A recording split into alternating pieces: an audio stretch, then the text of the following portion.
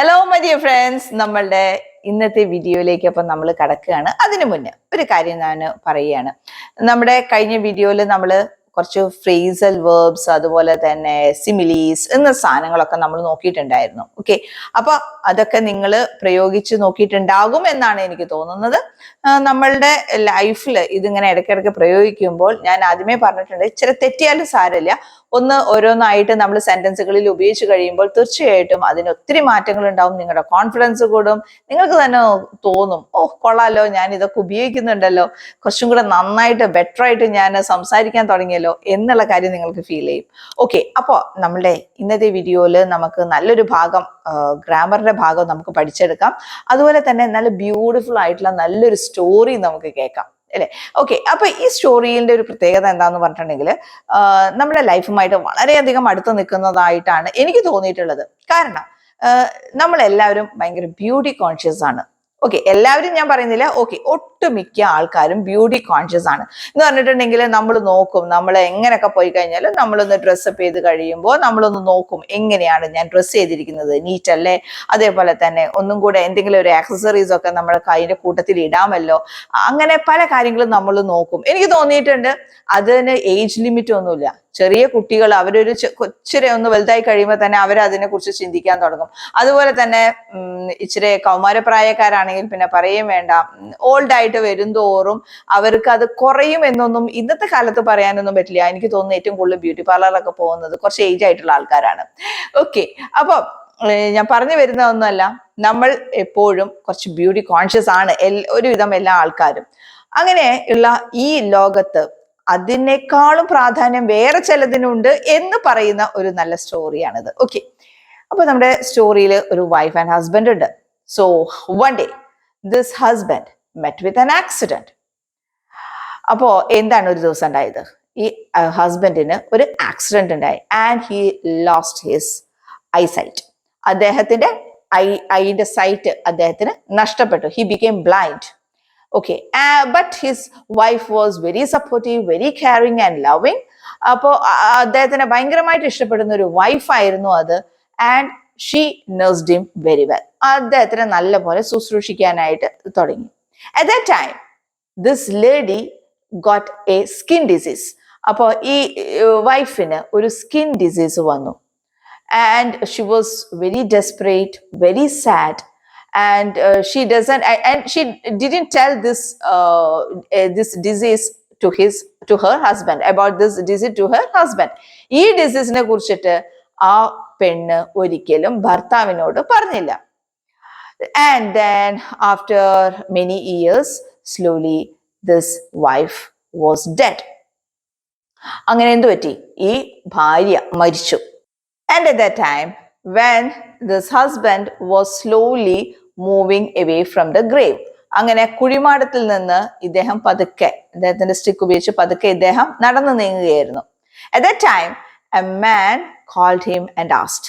അദ്ദേഹത്തിനെ വിളിച്ചിട്ട് ഒരു ആള് അന്നേരം ചോദിച്ചു, now it will be quite difficult for you to live because your wife was nursing you and you were always depending on her. അപ്പൊ പറഞ്ഞു, ഇനി അങ്ങോട്ട് നിങ്ങളുടെ ലൈഫ് ഭയങ്കര മിസറബിൾ ആയിരിക്കും, ഭയങ്കര ബുദ്ധിമുട്ടായിരിക്കും. കാരണം നിങ്ങളുടെ വൈഫാണ് നിങ്ങളെ എന്ത് ചെയ്തുകൊണ്ടിരുന്നത്? നോക്കിക്കൊണ്ടിരുന്നത്. അപ്പോ ഇദ്ദേഹം പറഞ്ഞത് ഇങ്ങനെയായിരുന്നു, no, never. I wasn't blind. I knew that she had a skin disease and she was looking ugly. അപ്പോ ഇദ്ദേഹം എന്താ പറഞ്ഞതെന്നറിയോ? ഞാൻ ബ്ലൈൻഡ് അല്ല, എനിക്കറിയാമായിരുന്നു എൻ്റെ വൈഫിന് ഇങ്ങനെ ഒരു സ്കിൻ ഡിസീസ് ഉണ്ട്. അവള് എന്തായിക്കൊണ്ടിരിക്കുകയായിരുന്നു? അവള് വിരൂപി ആയിക്കൊണ്ടിരിക്കുകയായിരുന്നു. But I didn't tell her anything because I thought that may hurt her. അപ്പോ ഞാൻ പക്ഷെ അതൊന്നും അവളോട് പറഞ്ഞില്ല, കാരണം അത് അവളെ വേദനിപ്പിച്ചാലോ എന്ന് വിചാരിച്ചിട്ട് ഞാൻ അതൊന്നും പറഞ്ഞില്ല. അപ്പൊ ഞാൻ ഇവിടെ പ്രയോഗിച്ച സെന്റൻസ് ആണ് ഞാനിവിടെ പറയുന്നത്, ഇറ്റ് മേ ഹേർട്ട് ഹർ. അത് അവളെ ഹേർട്ട് ചെയ്താലോ എന്ന് ഞാൻ വിചാരിച്ചു. I thought that it may hurt her. അവൾക്ക് ബുദ്ധിമുട്ടായാലോ എന്ന് ഞാൻ വിചാരിച്ചു. അപ്പോൾ മേ അതുപോലെ മൈറ്റ് നമ്മൾ എപ്പോഴും ഉപയോഗിക്കാറുണ്ട്. അത് ഒരു പോസിബിലിറ്റിയാണ് നമ്മൾ മെയിൻ്റെ കാര്യത്തിൽ പറയുന്നത്. അതേപോലെ തന്നെ പോസിബിലിറ്റി തന്നെയാണ് മൈറ്റിന്റെ കാര്യത്തിൽ നമ്മൾ പറയുന്നത്. ഇപ്പോ എക്സാമ്പിൾ പറയുകയാണെങ്കിൽ ഇറ്റ് മേ റെയിൻ, അതേപോലെ തന്നെ നമുക്ക് പറയാം ഇറ്റ് മൈറ്റ് റെയിൻ. രണ്ടും നമുക്ക് പറയാവുന്നതാണ്. പക്ഷെ സാധ്യത കുറവുള്ളതിനെയാണ് നമുക്ക് മൈറ്റ് ഉപയോഗിക്കാനുള്ള ഒരു സാഹചര്യം ഉണ്ടാവുക. മേ നമ്മൾ ഉപയോഗിക്കുന്നത് സാധ്യത കൂടുതലുള്ള സമയത്തും മൈറ്റ് ഉപയോഗിക്കുന്നത് സാധ്യത കുറവുള്ളതും. അപ്പോ നമ്മൾ എങ്ങനെയാണോ ആ ഒരു സാഹചര്യം ഉള്ളത് അതിനനുസരിച്ച് പറയുക. ഇറ്റ് മേ റെയിൻ എന്ന് പറഞ്ഞിട്ടുണ്ടെങ്കിൽ എന്താ, റെയിൻ ഇത് മഴ പെയ്യാൻ സാധ്യതയുണ്ട്, പക്ഷെ സാധ്യത കൂടുതലുള്ള സമയത്താണ് നമ്മൾ ആ സമയത്ത് മേ ഉപയോഗിക്കേണ്ടത്. പക്ഷെ നമ്മൾ ഇങ്ങനെ പറയാണ് ഇറ്റ് മൈറ്റ് റെയിൻ എന്ന് പറഞ്ഞാലോ അത്രയും സാധ്യത അതിന് കുറവാണ്. അപ്പൊ ഈ ഒരു കാര്യം നിങ്ങളൊന്ന് മനസ്സിൽ വെച്ചാൽ മതി. മേയോ മൈറ്റോ ഒക്കെ നിങ്ങൾക്ക് ഉപയോഗിക്കാം അതിന്റെ രീതിക്ക് അനുസരിച്ച്, ആ ഒരു കോntextനനുസരിച്ചിട്ട് നിങ്ങൾ എന്ത് ചെയ്യാം, നിങ്ങൾക്ക് പറയാവുന്നതാണ്. ഓക്കെ, അപ്പൊ നമ്മൾ ഹസ്ബൻഡ് എങ്ങനെയാ പറഞ്ഞത്, ഞാൻ വിചാരിച്ചു അവളെ വേദനിപ്പിച്ചാലോ എന്ന് ഞാൻ വിചാരിച്ചു. So that I didn't tell that I was blind. അപ്പൊ ഐ ഹാവ് ദാറ്റ് ഐസൈറ്റ്, എനിക്ക് ഐസൈറ്റ് ഉണ്ട് എന്നുള്ളത് ഞാൻ അതുകൊണ്ട് അവളോട് പറഞ്ഞില്ല എന്ന്. യെസ്, നല്ലൊരു ബോണ്ടാണ് ഇവിടെ കാണിക്കുന്നത്. വൈഫും ഹസ്ബൻഡും തമ്മിലുള്ള നല്ലൊരു ബോണ്ടാണ് ഇവിടെ കാണിക്കുന്നത്. കാരണം വൈഫ് ഒരിക്കലും പറയുന്നില്ല അങ്ങനെ ഒരു പ്രശ്നം ഉള്ളതായിട്ട് വൈഫ് അറിയിക്കുന്നില്ല. ഹസ്ബൻഡ് ആണെങ്കിൽ അത് മനസ്സിലാക്കിയിട്ട് അത് കണ്ട ഒരു ഭാവം നടിക്കാതെ ബ്ലൈൻഡ് ആയിക്കൊണ്ട് തന്നെ അഭിനയിച്ചു നടക്കുകയാണ് ചെയ്യുന്നത്. നമ്മളുടെ ഇവിടെയൊക്കെ നമ്മളുടെ മുന്നിൽ ആരെങ്കിലും ഒരാൾ ഇച്ചിരി വിരൂപനോ വിരൂപിയോ ഒക്കെ ആയി കഴിഞ്ഞിട്ടുണ്ടെങ്കിൽ നമ്മൾ എന്തെല്ലാമാണ് പറയാറ്. കാരണം ഞാൻ പലപ്പോഴും ഒരു കാര്യം ശ്രദ്ധിക്കാറുണ്ട്.